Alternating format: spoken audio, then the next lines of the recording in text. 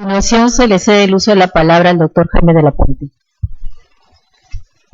Gracias, vicepresidenta. Se va a hacer la presentación de la ponencia sobre el PD 17-2024-JNJ. Los antecedentes. Mediante oficio número 119-2024, la Secretaría de la Junta de Fiscales Supremos remitió a la Junta Nacional de Justicia los actuados del caso 49-2020-Ucayali, que contiene la propuesta de destitución formulada por la ANC del Ministerio Público contra la abogada Mercedes Arminda Amasifén Vela por su actuación como fiscal adjunta provincial provisional de la Tercera Fiscalía Provincial Penal Corporativa del Distrito Fiscal de Ucayali. Por resolución 1066-2024-JNJ del 12 de julio de 2024, la Junta Nacional de Justicia inició procedimiento disciplinario abreviado contra la citada abogada, imputándole el siguiente cargo: haberse beneficiado con su nombramiento como fiscal adjunta provincial provisional en el despacho de la Tercera Fiscalía Penal Corporativa de Coronel Portillo del Distrito Fiscal de Ucayali, gracias a un donativo de dinero que habría entregado al presidente de la Junta de Fiscales Superiores de Ucayali,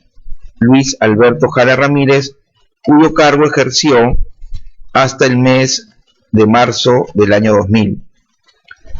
El hecho atribuido a la investigada configura la infracción al deber establecido en el numeral 20 del artículo 33 de la Ley de la Carrera Fiscal, ley número 3483, referido a guardar en todo momento conducta intachable, concordante con los artículos 3, 4 y 8 del Código de Ética del Ministerio Público,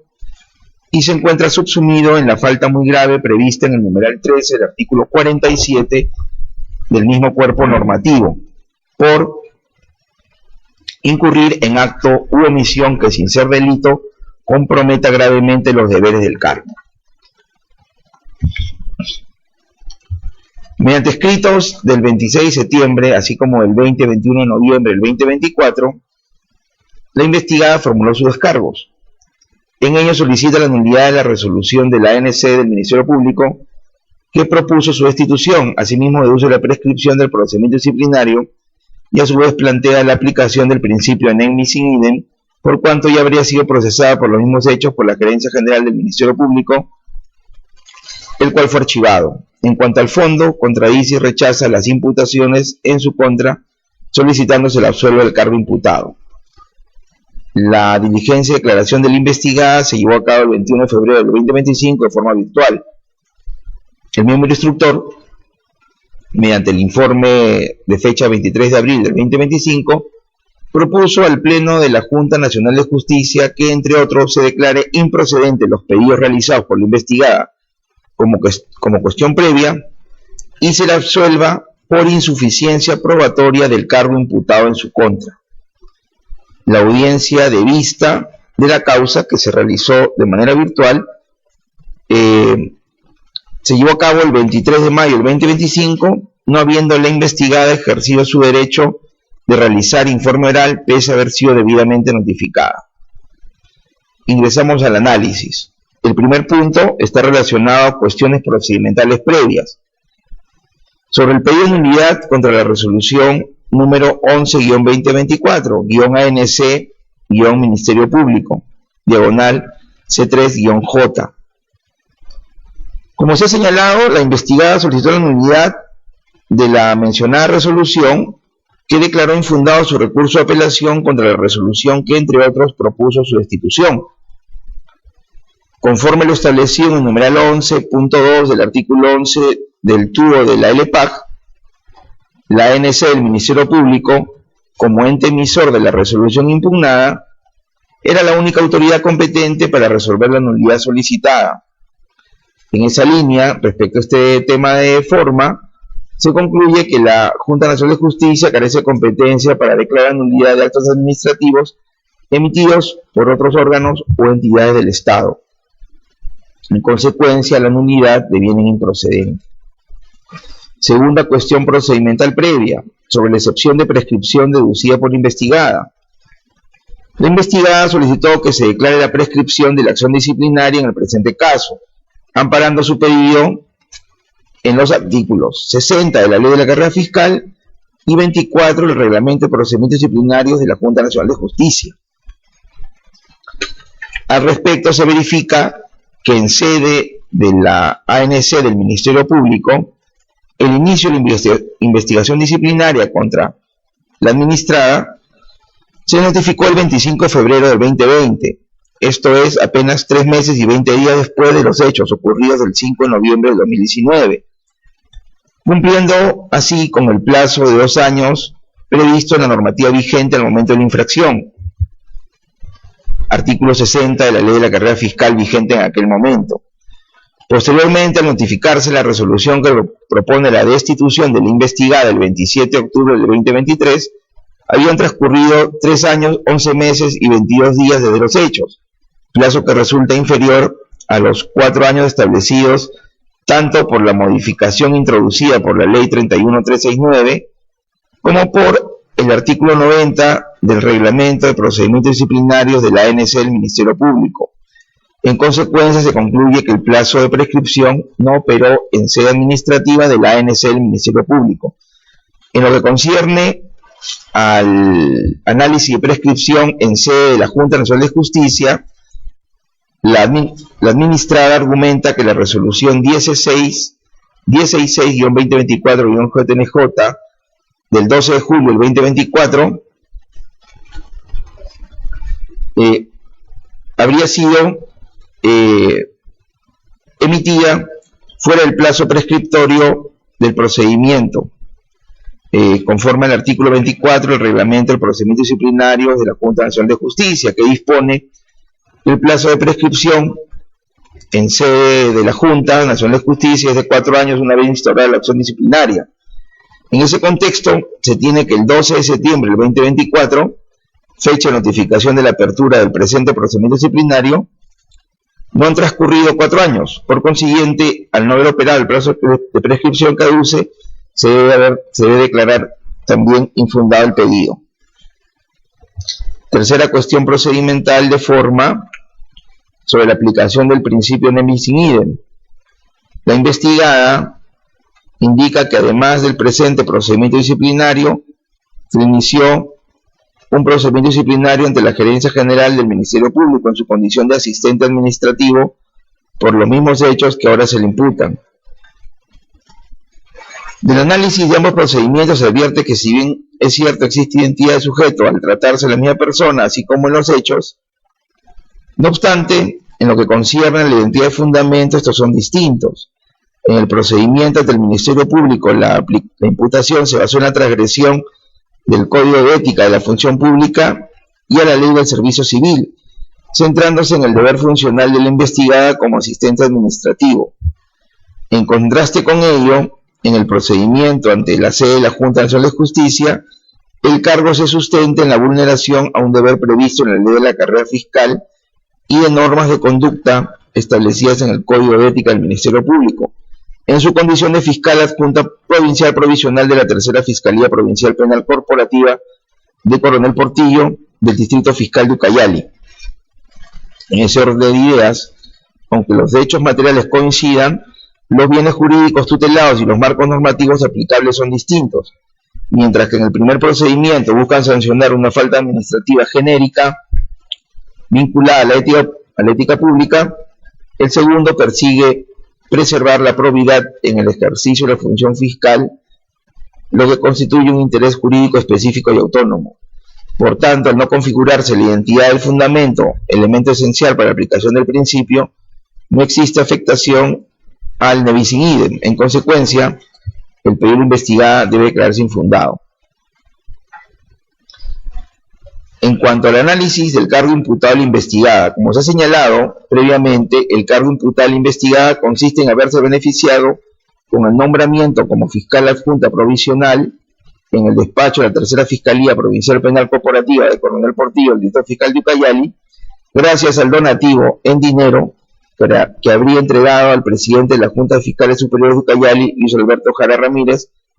cargo que ejerció hasta el mes de marzo del 2020. Al respecto, cabe mencionar como contexto general que las indagaciones contra la investigada se iniciaron a raíz de las revelaciones del caso denominado Los Patrones de Ucayali, el cual expuso presuntas irregularidades en el nombramiento de fiscales y asistentes administrativos de dicho distrito fiscal. Se encuentra acreditado que la investigada fue designada como fiscal adjunta provincial provisional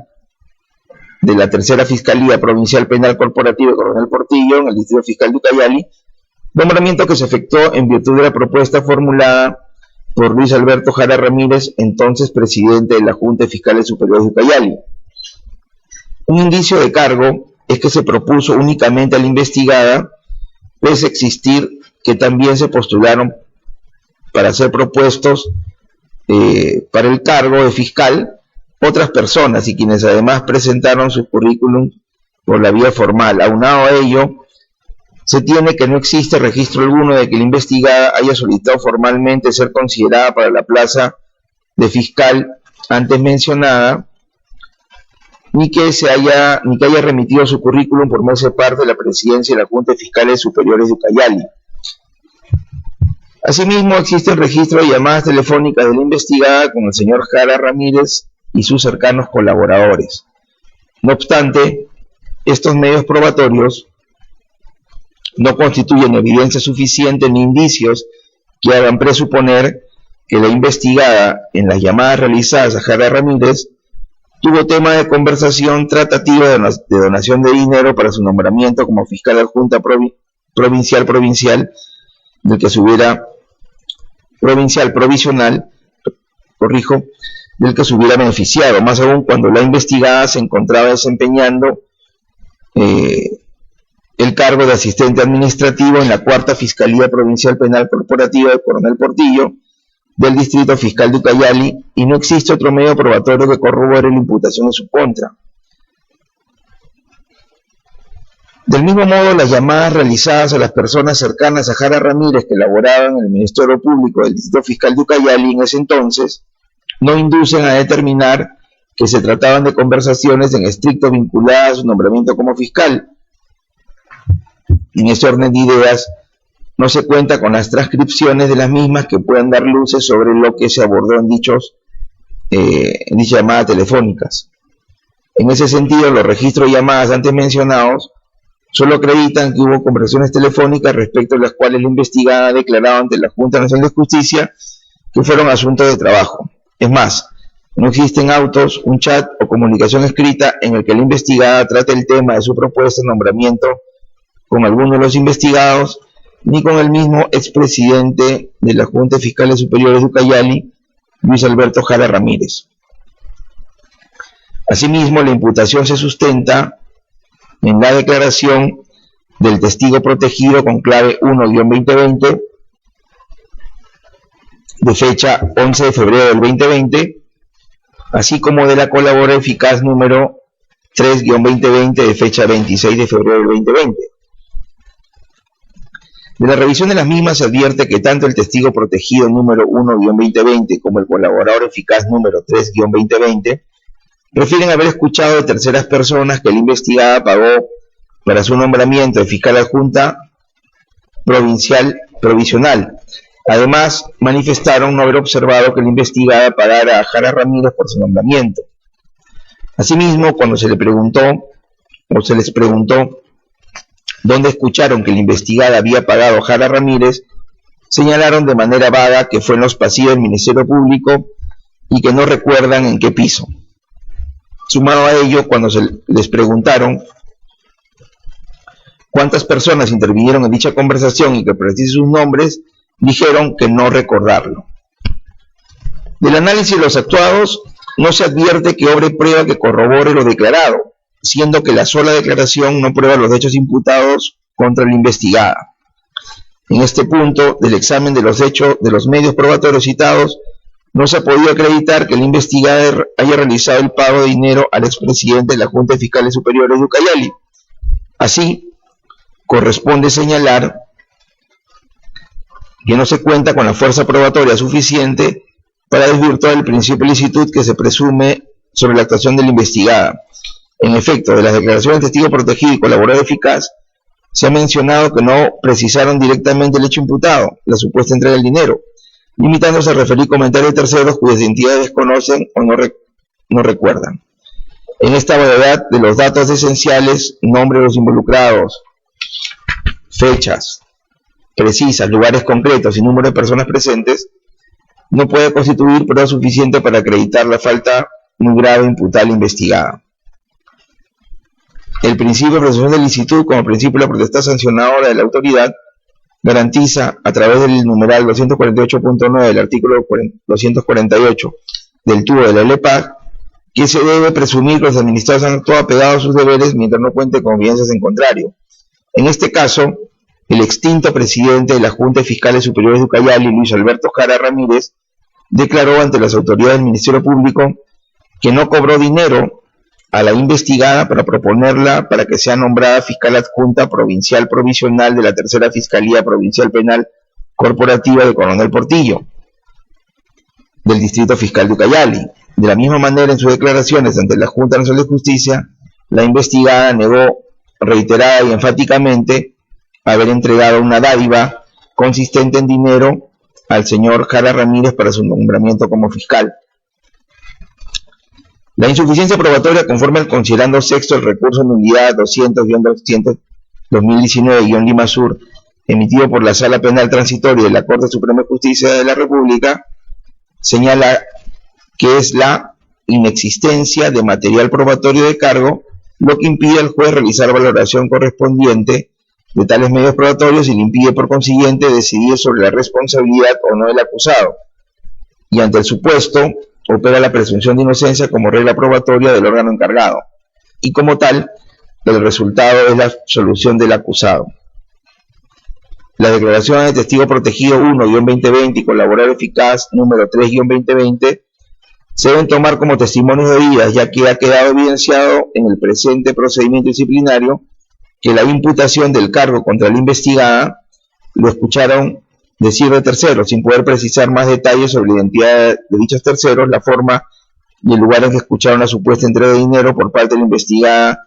al entonces presidente de la Junta de Fiscales Superiores de Ucayali, a cambio de que éste la proponga para el cargo de fiscal adjunta provincial provisional. En esa línea, la Corte Suprema de Justicia de la República, a través del recurso de nulidad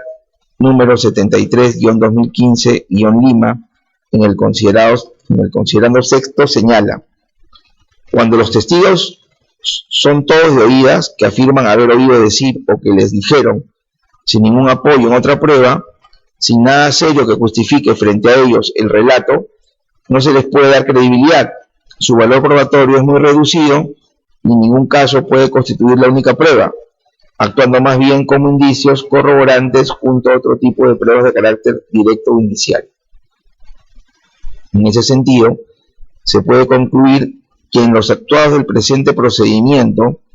no se advierte prueba que corrobore lo declarado por el testigo protegido número 1-2020 y del colaborador eficaz número 3-2020,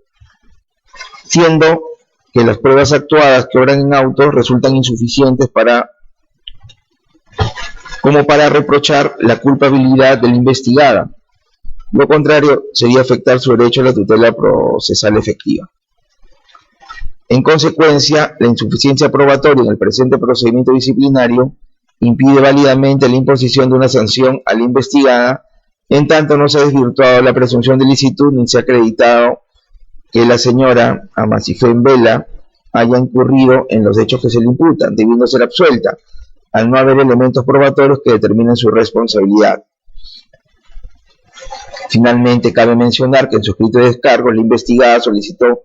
medios probatorios complementarios, los mismos que luego de la evaluación realizada se concluye que no resultan necesarios para resolver el fondo del presente procedimiento disciplinario. En ese sentido, conforme a las pruebas actuadas en el presente procedimiento y de conformidad con el numeral 174.1 del artículo 174 del TUO del LEPAC, que faculta a la autoridad a rechazarlos por innecesarios, se declara improcedente el pedido de mayor actuación probatoria por parte de la Junta Nacional de Justicia. Conclusión. Por los fundamentos expuestos en la presente ponencia, se llega a la conclusión que la insuficiencia probatoria que obra en el expediente disciplinario no acredita ni genera convicción que la abogada Mercedes Arminda Amasifén Vela sea responsable del cargo imputado en su contra, por tanto debe ser absuelta. En ese sentido se propone la siguiente fórmula resolutiva. Primero, declarar improcedente el pedido de nulidad formulado por la investigada Mercedes Arminda Amasifén Vela contra la resolución 11-2024-NC-MP-C3-J, emitida por la Autoridad Nacional de Control, Ministerio Público, que resolvió declarar infundado su recurso de apelación contra la resolución número 833-2023-ANC-MP-OTSI-UCAYALI, por carecer de competencia para emitir un pronunciamiento. Segundo, declarar infundada la excepción de prescripción de la acción disciplinaria deducida por la investigada. Tercero, declarar infundado el pedido de aplicación del principio nem bis in idem formulado por la investigada. Cuarto, declarar improcedente la solicitud de actuaciones probatorias complementarias formulada por la investigada.